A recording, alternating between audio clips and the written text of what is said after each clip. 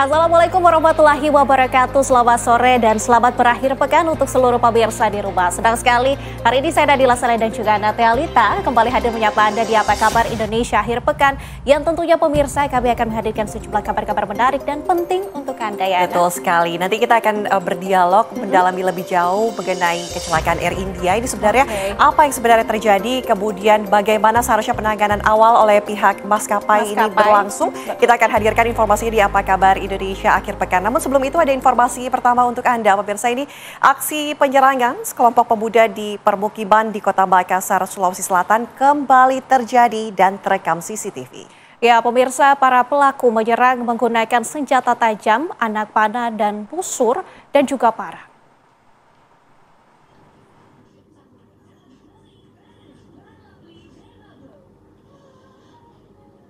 Inilah rekaman CCTV yang memperlihatkan detik-detik saat aksi penyerangan sekelompok pemuda terjadi di Jalan Swadaya, Kecamatan Panakukang, Kota Makassar. Dari rekaman CCTV, nampak jelas 4 pemuda melakukan penyerangan terhadap warga menggunakan senjata tajam, jenis anak panah busur dan parang. Sementara beberapa warga yang berusaha melakukan perlawanan dengan tangan kosong akhirnya kabur meninggalkan lokasi. Aparat kepolisian dari Resmo Polsek Panakukang yang menerima laporan warga masyarakat langsung mendatangi TKP dan mengumpulkan sejumlah keterangan dari saksi di TKP. Dari hasil penyelidikan, polisi akhirnya mengamankan 4 pemuda yang diduga kuat merupakan pelaku penyerangan. Polisi juga turut mengamankan senjata tajam yang digunakan di antaranya anak panah, busur, parang, dan pisau iris berukuran besar. Awal mula kami mendapatkan informasi adanya kasus penyerangan terhadap warga dan anggota Polsek langsung ke TKP melakukan penyelidikan. Langsung kami dapat dan amankan pelaku yang diduga ini. Berikut barang bukti. Yang kami amankan 4 orang lelaki ini diduga terlibat kasus penyerangan terhadap warga. Saat diinterogasi petugas terkait motif penyerangan, pelaku mengaku karena sakit hati pernah dituduh sebagai pencuri oleh warga Jalan Swadaya. Pelaku tak terima lalu mengajak ketiga rekannya melakukan penyerangan. Dari Makassar, Sulawesi Selatan, Abdullah Daeng Sirua, TV One mengabarkan.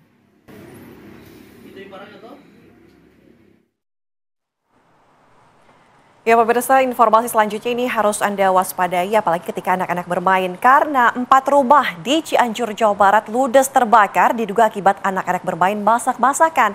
Tidak ada korban jiwa maupun luka dalam kejadian tersebut. Beginilah pemirsa saat kobaran api melahap seluruh bagian bangunan rumah semi permanen di Kampung Sayang Kulon, Cianjur, Jawa Barat pada Sabtu sore. Api awalnya melahap 1 rumah warga, namun merambat dan membakar 3 rumah warga lainnya. Warga yang panik berusaha memadamkan api sebelum petugas damkar dari Cianjur Kota datang. Menurut warga, kebakaran diduga disebabkan sejumlah anak bermain masak-masakan di dalam rumah. Api dapat dipadamkan setelah petugas menerjunkan 2 mobil pemadam kebakaran dan mobil tangki air ke lokasi kejadian. Tidak ada korban jiwa dalam kejadian tersebut, namun kerugian ditaksir mencapai 200 juta rupiah. Sementara itu pihak kepolisian dari Polsek Cianjur Kota masih menyelidiki penyebab lain dari kebakaran ini.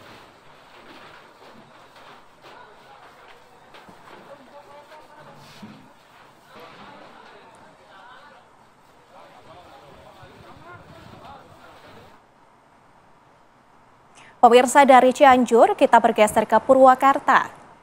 Bencana pergerakan tanah di wilayah Pasir Muncul, Sukatani, Purwakarta masih terus terjadi. Rumah terdampak bertambah menjadi 72 rumah dengan 48 diantaranya ambruk atau rusak berat.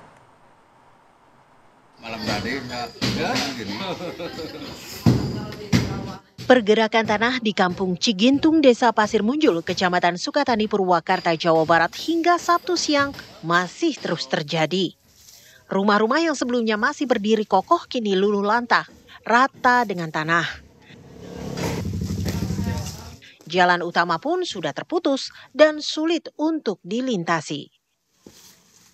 Warga sudah tidak beraktivitas di rumah yang rusak karena khawatir akan reruntuhan yang sewaktu-waktu bisa terjadi. Menurut petugas BPBD Purwakarta, pergerakan tanah di lokasi bencana ini bergerak setiap 10 menit sekali. Meski pergerakan sedikit, namun berkala dan intensitas pergerakannya masih tinggi. Bahkan dalam kurun waktu 4 hari sejak tanggal 11 sampai 14 Juni, pergerakan tanah atau tanah yang ambles sudah sejauh 20 meter dari titik awal.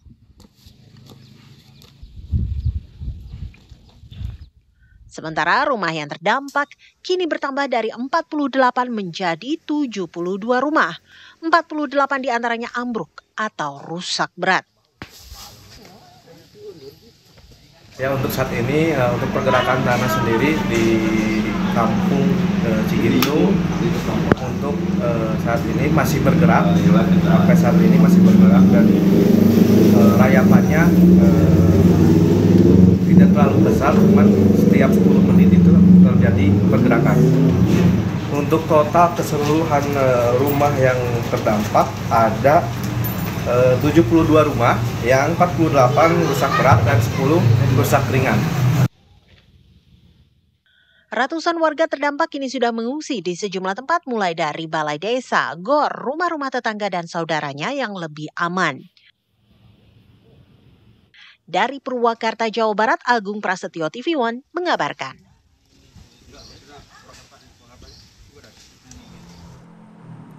Ya, sementara itu pemirsa, puluhan makam keluarga yang berada di Kampung Cigintung, Purwakarta terpaksa dipindahkan akibat bencana tanah bergerak. Secara bahu-membahu, warga membantu proses pemindahan makam-makam keluarga yang terdampak tanah bergerak untuk dipindahkan ke tempat yang lebih aman.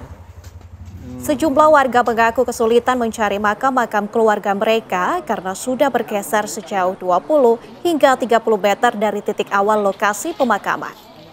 Putusnya akses jalan juga membuat warga kesulitan mengevakuasi jenazah. Sejauh ini sebanyak 26 makam sudah dipindahkan.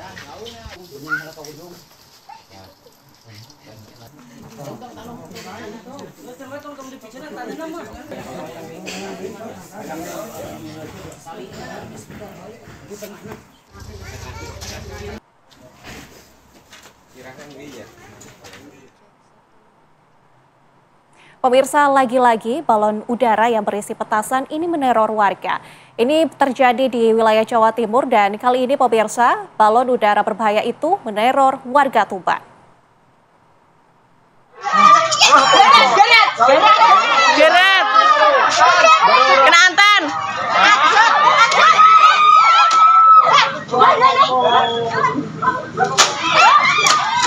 Terlihat jelas rangkaian petasan yang dipasangkan pada balon udara besar ini saat balon udara tersebut jatuh di atap rumah warga Desa Mojo Agung, Kecamatan Soko, Kabupaten Tuban.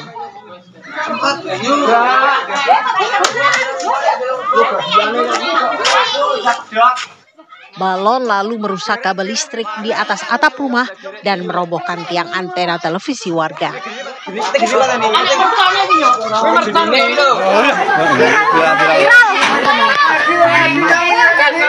Warga yang panik karena melihat banyak petasan dipasang pada balon tersebut buru-buru naik ke atap untuk mengevakuasi balon itu dan mencegah petasan meledak.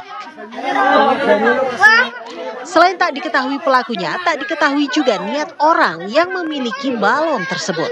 Yang jelas, warga merasa diteror karena sudah beberapa kali balon-balon tersebut melukai warga, bahkan membunuh anak-anak di berbagai wilayah.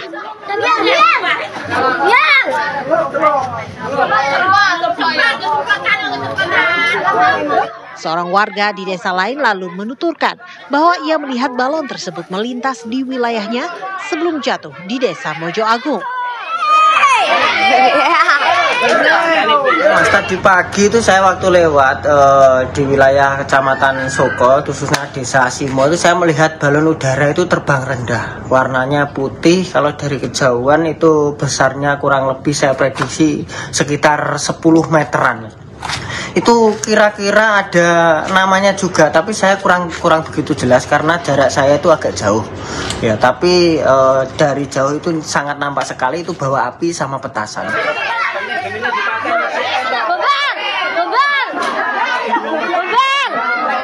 Usai warga desa Mojo Agung ramai-ramai mengevakuasi balon udara tersebut, mereka langsung melaporkannya ke polisi. Namun belum ada konfirmasi dari polisi mengenai kejadian ini. Dari Tuban, Jawa Timur, Suhartono, TV One mengabarkan.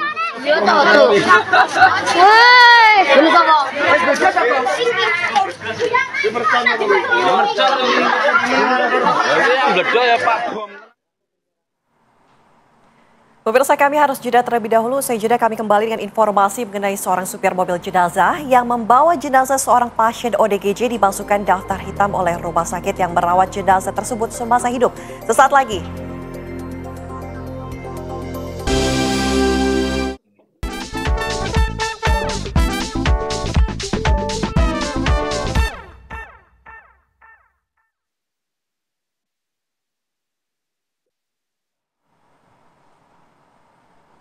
Masih bersama kami di Apa Kabar Indonesia akhir pekan. Seperti biasa di segmen ini kami akan hadirkan kabar-kabar viral untuk Anda. Kita ke kabar pertama, pemirsa. Seorang sopir mobil jenazah yang membawa jenazah seorang pasien ODGJ dimasukkan daftar hitam oleh rumah sakit yang merawat jenazah tersebut semasa hidup. Ya, kenapa ya ini bisa terjadi? Berikut pemirsa kami hadirkan informasinya untuk Anda.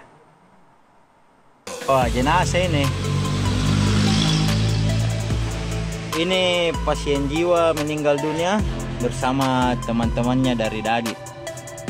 Dia bilang tadi nggak tahu di jalanan, tapi aduh, di mana lagi nih? Iya, gua mana? Kita sudah di gua ini.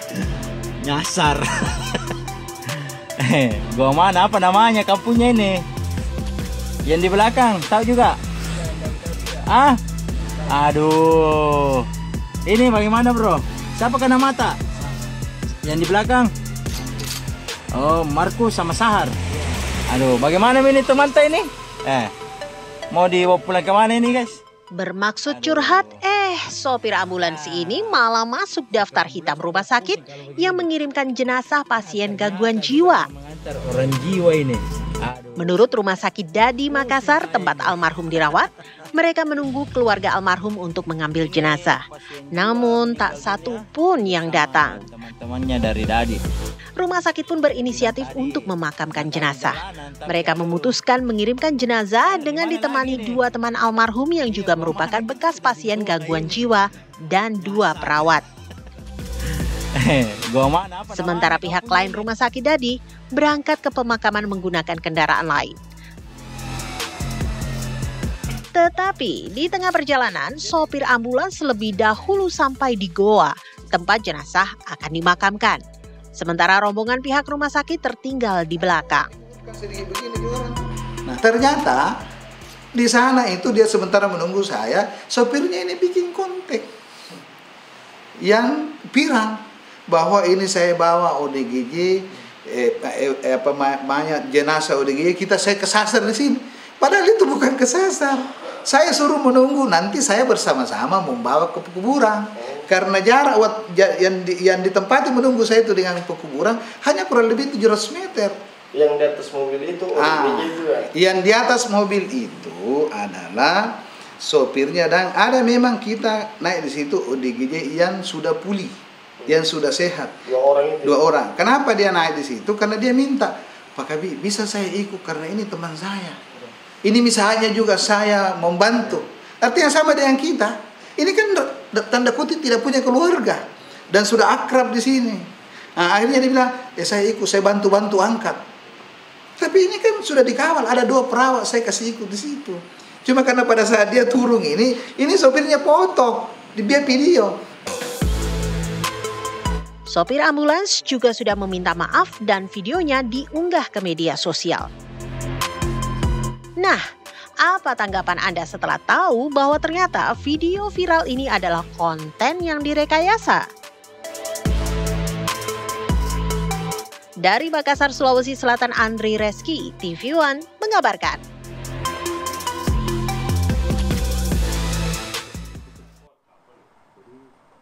Kita beralih ke informasi lainnya untuk Anda pemirsa. Sebagai bentuk solidaritas untuk memerdekakan negara Palestina dengan slogan Free Palestine, 10 warga negara Indonesia, satu diantaranya adalah artis Zaskia Meka yang bergabung dengan Global March to Gaza.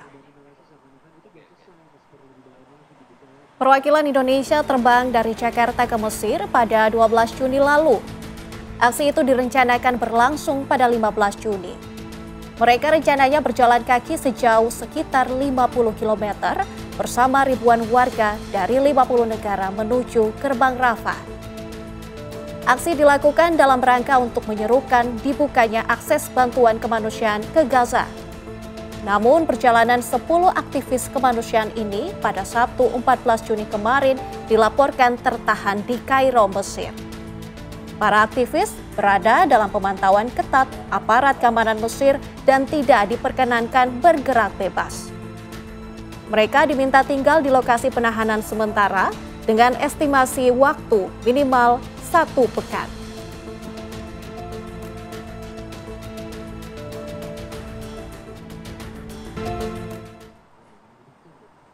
Pemirsa, kecelakaan sepeda motor yang terjadi di Simpang 4 Tertek, Tulungagung, Jawa Timur menjadi viral di media sosial lantaran di lokasi yang sama terjadi 2 kecelakaan dalam waktu yang berdekatan.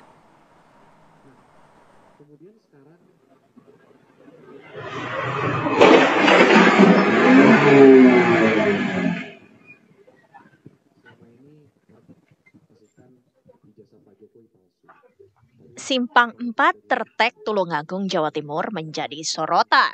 Pasalnya, di lokasi ini kerap terjadi kecelakaan. Betapa tidak, beberapa waktu lalu bahkan ada 2 kecelakaan antara 2 motor yang terjadi dalam waktu berdekatan. Lihat saja bagaimana peristiwa kecelakaan ini terekam oleh kamera pengawas warga.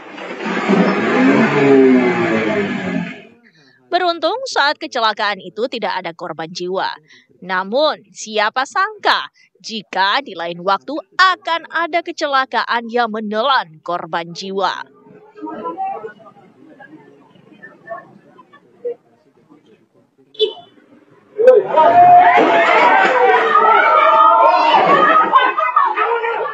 Jadi butuh penanganan khusus dari pihak terkait di Tulungagung, Jawa Timur nih. Jangan sampai viral dulu. Jangan sampai viral dulu baru ditangani ya. Tim TV One mengabarkan.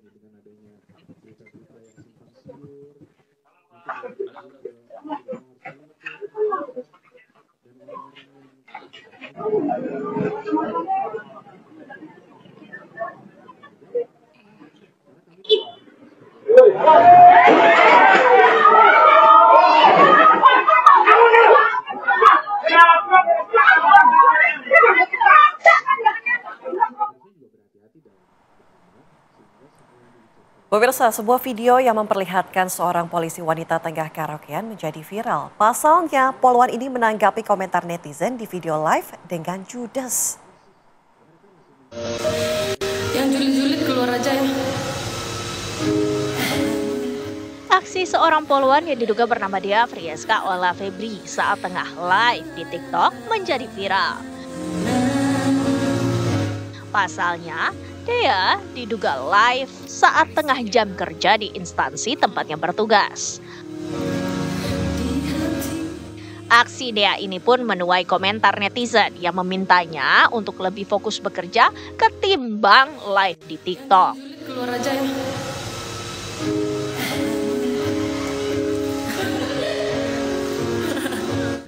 Namun alih-alih introspeksi diri, Dea malah memasang wajah judes. Jadi ramai nih. Namun hingga kini sayangnya belum ada klarifikasi dari polwan cantik ini. Tim TV One mengabarkan. Yang julid-julid keluar aja ya.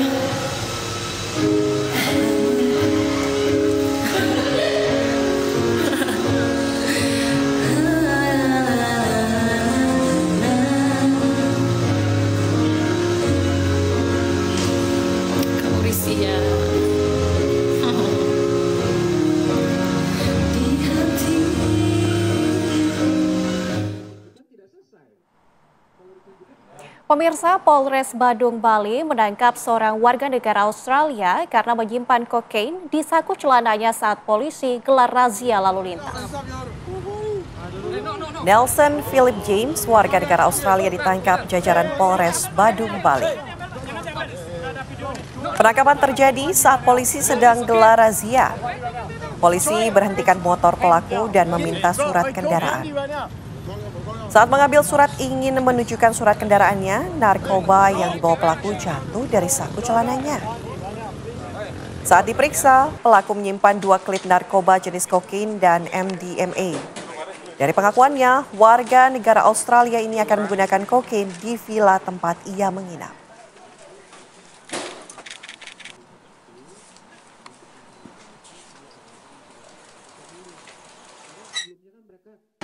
Modus operandi menyimpan serbuk diduga kokain dalam sebuah celana sebelah kiri. Peran diduga sebagai pengguna. Pemirsa, untuk mengetahui kronologi WNA yang membawa narkoba ini, kami ajak Anda bergabung bersama dengan Kapolres Badung, Bali, AKBP Muhammad Arif Batubara. Selamat siang, Pak Arif. Selamat siang, Ibu. Oke, Pak Arif, kami ingin tahu, ini kan pelaku diamankan ketika kokainnya terjatuh dari saku saat ada razia begitu. Asal kokainnya menurut pengakuan pelaku dari mana, Pak? Dapat kami jelaskan bahwa bermula dari adanya personil lalu lintas yang melaksanakan kegiatan hunting system. Karena memang di wilayah kita ini kita selalu melakukan hunting itu untuk kepada pengguna kendaraan yang melintas di jalan raya. Sehingga pada saat dilakukan hunting system oleh anggota lalu lintas, pelaku tersebut atau tersangka tersebut gugup ketika dilakukan penyetopan oleh personil kami. Sehingga personil dari Satuan Sabara dan Lalu Lintas menanyakan identitas atau paspor yang digunakan oleh si pelaku. Pada saat pelaku mengeluarkan identitas, terlihatlah ada 2 paper yang diduga jenis narkotika di tangan sebelah kiri yang diambil oleh pelaku dari saku sebelah kiri. Sehingga setelah kejadian tersebut, tim Gakum Sat Narkoba Polres Badung melakukan investigasi terhadap pelaku tersebut dan dilakukan pemeriksaan di Polres Badung. Demikian, Ibu. Oke, Pak, untuk asal kokainnya dari mana, Pak? Nah, itu saat ini yang diduga kokain tersebut kita masih melakukan penyelidikan secara intensif dari mana yang bersangkutan membeli kokain tersebut. Oke, Bapak, kalau dari video yang beredar ini ada seorang wanita yang turut bersama dengan pelaku. Apakah wanita itu juga turut ditahan atau seperti apa? Baik, Ibu, dapat kami jelaskan bahwa wanita yang bersama dengan pelaku atau tersangka tersebut baru kenal siang hari setelah melaksanakan surfing di pantai. Sehingga setelah surfing mereka bersama-sama untuk kembali ke vilanya dan berboncengan. Namun setelah dilakukan tes urin terhadap wanita tersebut, bahwa wanita tersebut dinyatakan negatif. Demikian. Oke, wanita tersebut negatif. Pak, sampai saat ini kan masih ditelusuri begitu ya asal kokain tersebut. Untuk peredarannya sendiri di Bali, seperti apa temuan dari pihak kepolisian khususnya? Kami dari Polres Badung, khususnya Satres Narkoba Polres Badung, belum bisa menyatakan tentang peredaran kokain tersebut. Tetapi kita dari Polres Badung, khususnya Sat Narkoba, selalu melakukan investigasi terkait dengan maraknya peredaran narkoba jenis sabu maupun kokain yang ada di wilayah hukum Polres Bandung kami, Mbak. Demikian, Ibu. Baik, terima kasih Pak Arief sudah bersedia bergabung bersama kami dan menceritakan kronologi dari kasus yang terjadi. Selamat beraktivitas kembali, Bapak. Terima kasih, Bu. Selamat sore.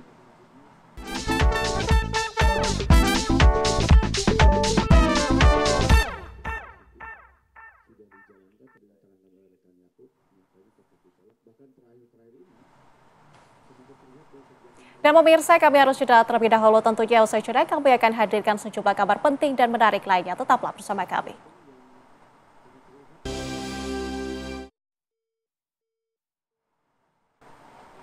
Masih di Apa Kabar Indonesia akhir pekan bersama dengan Ana dan juga Nadila. Kali ini kami hadirkan informasi mengenai pesawat terbang Air India pemirsa yang berpenumpang 242 orang jatuh di kawasan permukiman kota Ahmedabad di Gujarati, India. Insiden terjadi hanya sesaat setelah pesawat lepas landas dalam penerbangan menuju London, Inggris.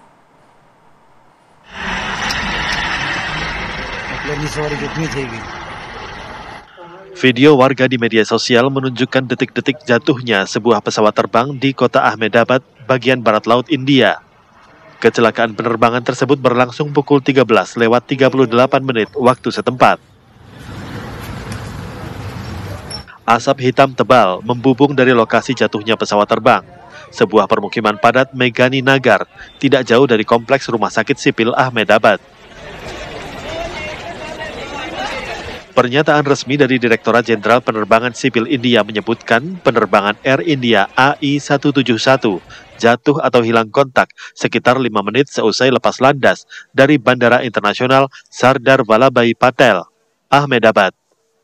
Penerbangan menuju Bandara Gatwick, London, Inggris tersebut membawa 242 orang penumpang dan awak pesawat.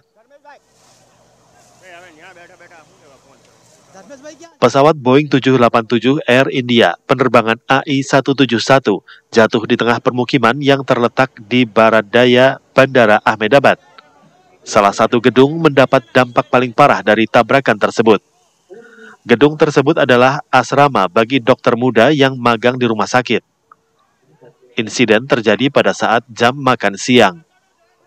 Kerusakan bangunan yang parah membuat hingga kini belum dapat dipastikan berapa jumlah penghuni dan warga sekitarnya yang turut menjadi korban. Maskapai Air India kemudian melaporkan 242 orang dalam penerbangan AI-171 terdiri dari 169 warga negara India, 53 warga negara Inggris, 7 warga negara Portugis, dan 1 orang berkebangsaan Kanada. Mereka terdiri dari 217 orang dewasa dan 11 anak-anak.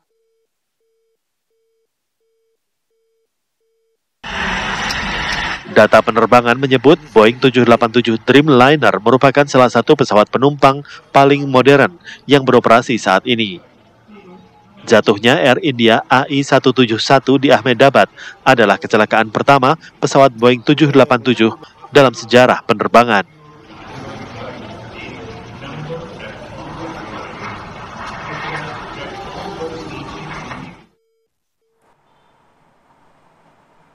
Dan pemirsa, untuk membahas kasus kecelakaan Air India ini, kita sudah terhubung dengan mantan pilot, yaitu Kapten Hanafi Herlim. Selamat sore, Kapten. Selamat sore, Mbak. Oke, Kapten, sejauh ini penyebab dari kecelakaan masih belum diketahui. Namun, dengan adanya kecelakaan seperti ini, menurut Anda, kemungkinan penyebab yang paling masuk akal ini apa, Kapten? Terima kasih. Sebelumnya saya mau mengucapkan bela sungkawa yang sebesar-besarnya kepada warga atau korban, terutama di India. Mengenai kemungkinan yang terjadi ini misterius dan banyak sekali kemungkinannya. Kemungkinan tersebut bisa kecil, bisa besar, tapi yang akan membuat pesawat ini menjadi jatuh karena satu, kehilangan lift atau kehilangan daya angkat. Yang kedua, kehilangan speed. Maka dari itu pesawatnya tidak bisa bergerak maju. akhirnya menjadi jatuh.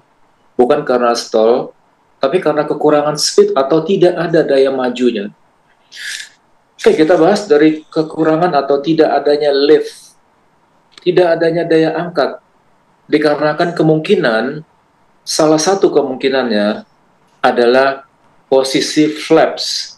Flaps itu adanya di belakang sayap, yang mana flaps itu berguna untuk membuat menjadi daya angkat lebih banyak, mengurangi speed pada saat rolling takeoff supaya lebih cepat tinggal landas dari landasan.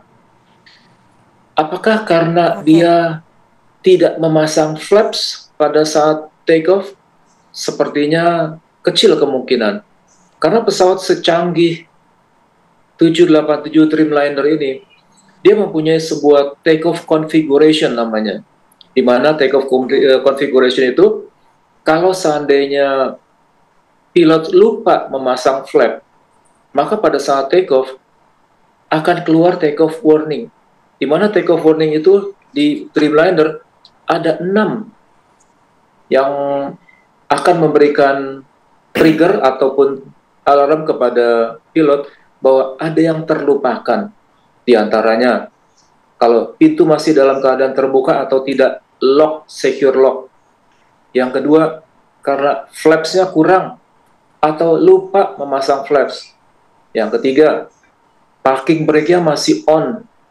Jelas nggak mungkin bisa take off kalau parking brake-nya masih on. Lalu ada lagi yang namanya rudder, spoiler, dan stabilizer.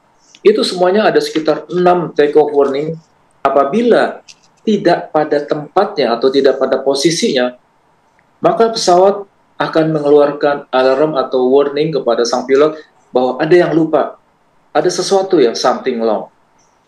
Lalu pada saat take off, terlihat di dalam video, banyak orang yang mengatakan bahwa flaps-nya tidak turun atau mungkin traveling up. Jadi, di samping itu juga ada landing gear ataupun roda mendaratnya masih turun. Di mana seharusnya pada saat pesawat airborne atau lift off, landing gear itu harus segera di-up-kan. Ternyata sampai 625 feet, landing gear-nya masih turun. Pada saat pesawat tidak ada lift atau tidak ada power untuk bergerak maju, kita nggak tahu apakah kemungkinan karena dua engine itu loss atau loss power, bisa, atau kemungkinan karena terjadinya fuel contamination, terjadinya bercampurnya air dengan fuel. Rasanya juga kecil kemungkinan. Atau kemungkinan adanya bird strike. Kalau bird strike itu memang ada, di situ juga ada kabarnya. Tapi apakah mungkin dua engine kena bird strike sehingga membuat engine menjadi mati? Atau karena engine fire atau engine terbakar? Toh kelihatannya juga tidak ada asap dari api kebakaran. Jadi sungguh sangat sulit, misterius sekali ini. Kapten, dari sisi keselamatan penerbangan, apakah bagaimana standar Air India selama ini? Apakah kemudian ada indikasi kesalahan prosedur atau SOP? Saya rasa tidak ada. Semua pilot itu profesional pada tugasnya, karena semua pesawat dimanapun siapapun yang menerbangkan, maka prosedur itu harus standar sesuai dengan pabrik. Entah itu Airbus, entah itu Boeing, entah itu orang India, entah itu orang Afrika, orang Asia, orang Amerika, semua menggunakan prosedur yang standar. Jadi tidak akan keluar dari standarnya. Pilot pasti menjalani prosedur seprofesional mungkin sesuai dengan textbook. Oke, Kapten, tapi dalam ketinggian hanya mencapai 625 kaki dan juga sinyal Mayday yang dikirimkan dalam waktu kurang dari 1 menit ini, apakah menurut Anda awak sempat melakukan prosedur penanganan darurat dengan optimal atau bagaimana? Kalau pendaratan darurat tidak akan mungkin bisa, Mbak. Ini namanya unpremeditated emergency, di mana take-off tersebut tidak dipersiapkan untuk pendaratan darurat karena terlalu singkat, kurang dari 1 menit. Jadi untuk persiapan darurat itu tidak akan pernah terpikirkan.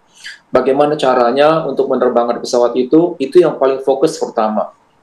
Lalu untuk mengatakan Mayday itu bisa saja terjadi, karena pada saat take off terjadi loss 2 engine, itu akan terdetek di video ada yang namanya RAT, RAT, RAT, Ram Air Turbine.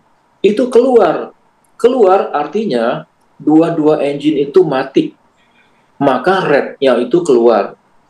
Sementara tugas atau fungsi daripada RAT itu adalah untuk mengaktifkan electrical dan hydraulic. Di semua pesawat canggih itu pasti ada RAT-nya.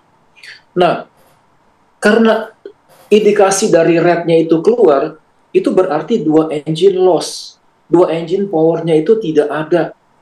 Kenapa bisa tidak ada? Seperti yang saya katakan tadi, apakah karena engine flame out atau loss power? Apakah karena bird strike, dua engine mati? Ataukah karena 2 engine kena fire atau api sehingga mati? Apakah karena bahan bakarnya tercampur dengan air sehingga ada istilahnya namanya fuel contamination? Jadi semuanya itu kita nggak tahu, Mbak. Semua kemungkinan bisa saja terjadi. Lalu mengenai flaps-nya itu mendekati up atau traveling up. Juga kita nggak tahu apakah sang pilot itu mungkin pada saat landing gear disuruh up oleh kaptennya, lalu sang co-pilot itu salah men-select landing gear up-nya, malah flaps-nya di-up-kan. Mungkin, kita pun nggak tahu. Karena ini semuanya akan terdetek nanti dengan CVR, Cockpit Voice Recorder, atau FDR, Flight Data Recorder, dan itulah yang akan menceritakan semua kejadiannya. Sekarang ini kita masih misterius, seperti apa, karena apa penyebabnya, kita nggak tahu, Mbak. Kita hanya bisa mereka-reka saja, mengira-ngira saja. Seperti itu. Oke, Kapten Hanafi, terima kasih sudah bergabung bersama kami memberikan informasi. Tentunya kita tidak mengharapkan hal ini terjadi begitu ya. Tentunya mungkin industri penerbangan juga bisa melihat apa yang seharusnya bisa dikontrol ataupun tidak lagi terjadi hal seperti ini. Kami turut berbelasungkawa tentunya. Terima kasih Kapten Hanafi. Mudah-mudahan tidak pernah terjadi lagi. Amin, amin. Terima kasih Kapten. Dan pemirsa, kami harus jeda terlebih dahulu. Saya kami akan hadirkan sejumlah kabar lainnya untuk Anda sesaat lagi.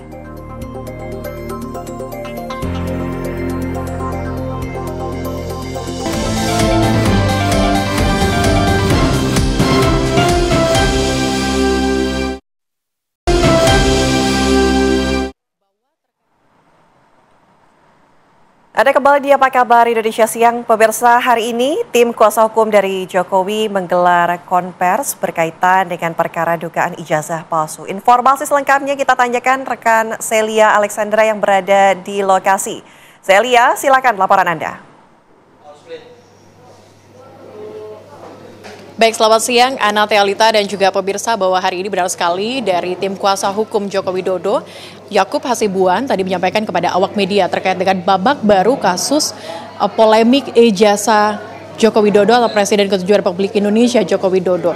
Di mana babak baru ini ada 2 poin pemirsa dari Roy Suryo bersama dengan rekan-rekannya ini mempersoalkan terkait dengan keaslian ataupun keabsahan dari skripsi Jokowi berkenaan ataupun bersamaan juga dengan tempat kuliah kerja nyata ataupun KKN di Boyolali, Jawa Tengah yang dianggap memang dikala itu atau ditahan itu tidak atau desa tersebut belum ada. Dan tadi juga sudah sempat direspon oleh Yakub Hasibuan menyatakan bahwa terkait dengan skripsi dan juga KKN tersebut ini memang sebelumnya memang sudah dilakukan uji forensik atau uji laboratorium forensik di Barreskrim Polri tepat dengan pengujian dari ijazah Jokowi yang diduga itu palsu dan sudah dinyatakan asli oleh Barreskrim Polri. Dan kita akan dengarkan bagaimana kemudian pernyataan langsung dari tim kuasa hukum Jokowi Yakub Hasibuan berikut ini untuk Anda.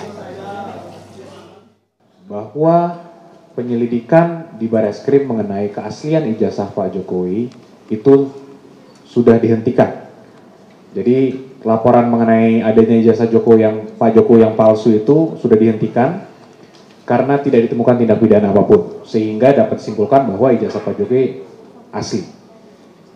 Itu dulu yang paling penting, karena masih banyak pihak-pihak yang coba membangun narasi seakan-akan itu belum selesai, masih perlu dibangun lagi, dibuka lagi, gelar khusus dan lain-lain. Kalau mereka mengatakan gelar khusus harusnya dimintakan sebelumnya. Ini sekarang dari pihak Barreskrim sudah melakukan investigasi penyelidikan yang begitu luas, yang sangat komprehensif, yang seharusnya mereka senang ketika seorang pelapor melapor sesuatu diperiksa sangat komprehensif, ternyata tidak ditemukan tindak pidana. Nah, permasalahannya sekarang mereka mengatakan bahwa kok dihentikan, Pak? Ini tidak boleh dihentikan di penyelidikan, harusnya dilanjuti ke tingkat penyidikan. Inilah yang menurut kami adalah upaya-upaya kriminalisasi terhadap Pak Jokowi. Bayangkan saja Mbak, suatu hal yang bukan merupakan tindak pidana mau mencoba dipaksakan untuk naik ke penyidikan, sehingga seakan-akan itu adalah tindak pidana. Nah ini bagaimana kalau analoginya kan ada orang melapor, Pak Polisi ada yang kemalingan nih rumah tetangga saya, silakan ditindaklanjuti. Polisi melakukan penyelidikan, ditanya yang punya rumah, hilang nggak Pak barangnya? Oh tidak. Ya selesai, penyelidikannya kan nggak mungkin dilanjutin dong ke penyidikan. Dari awal udah jelas tidak ada tindak pidana. Nah ini seakan-akan ada pihak yang lagi mau menyatakan ini harus ditingkatkan. Kalau itu tidak ditingkatkan, kami tidak puas. Nah inilah yang sangat menyesatkan dan menyedihkan bagi kami. Sehingga kami juga meminta pihak-pihak yang masih mencoba untuk... Baik, tadi kita sudah dengarkan bagaimana kemudian pernyataan dari Yakub Hasibuan, tapi ada beberapa poin yang memang akan kami sampaikan juga untuk Anda bahwa kasus ini bukan hanya bergulir di Barreskrim Polri setelah selesai dilakukan uji puslapor atau uji forensik, tetapi juga kasus ini dilaporkan langsung oleh Jokowi di Polda Metro Jaya terkait dengan kasus pencemaran nama baik yang hingga kini telah bergulir. Masih dalam tahap penyelidikan yang juga tadi sempat didorong oleh tim kuasa hukum dari Jokowi untuk naik ke tahap penyidikan atas kasus ini. Dan juga merespon terkait dengan maraknya kasus ijazah Jokowi yang hingga saat ini masuk ke babak baru. Dari Kapolri Jenderal Listio Sigit juga meminta nantinya akan membentuk tim pengawasan eksternal untuk nantinya membahas terkait dengan kasus dugaan ataupun babak baru dari ijazah Jokowi ini. Sementara saya kembalikan ke studio, Anatalita. Baik, terima kasih Celia Alexandra mengabarkan langsung. Selamat bertugas kembali. Ya pemirsa, kami harus jeda terlebih dahulu. Saya jeda, apa kabar Indonesia? Akhir pekan masih akan kembali bersama Anda dan Nadila. Sesaat lagi.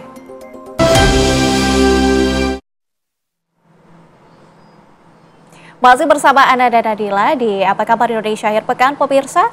Untuk meningkatkan ketahanan pangan nasional, Polresta Sidoarjo meluncurkan program pekarangan pangan bergizi Kabupaten Sidoarjo, Jawa Timur. Program pekarangan pangan bergizi ini yakni menanam tanaman hijau bermanfaat di pekarangan warga yang kosong dan dilakukan serentak di 18 kecamatan se-Kabupaten Sidoarjo. Program pekarangan pangan bergizi melibatkan petani dan petugas Babin Kamtibmas di tingkat desa, juga sejumlah tenaga akademisi Fakultas Ketahanan Pangan Universitas Negeri Surabaya dan Dinas Pertanian setempat. Sebelum bercocok tanam, warga bersama petugas Babin Kamtibmas telah diberikan edukasi dari tim ahli bidangnya, sehingga dijamin tidak akan merugikan bagi siapapun yang melakukan program pekarangan pangan bergizi tersebut. Warga juga tidak perlu khawatir tanaman pangannya akan rusak karena diawasi dan dipantau langsung oleh tim Fakultas Ketahanan Pangan UNESA.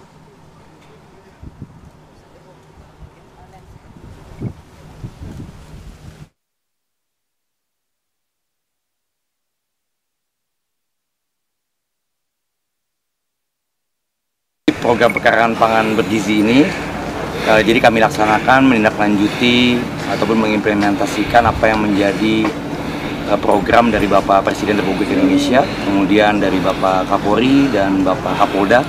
Ya, kami di tingkat Polresta Sidoarjo melaksanakan kegiatan pengoptimalan dan implementasi terkait dengan pekarangan pangan bergizi. Yang saat ini adalah Desa Punokawan yang menjadi tempat kami bersama stakeholder dan instansi terkait, mulai dari akademisi, dari UNESA, kemudian dari Dinas Pertanian, dari teman-teman TNI yang selama ini sudah berkolaborasi dengan kami. Dan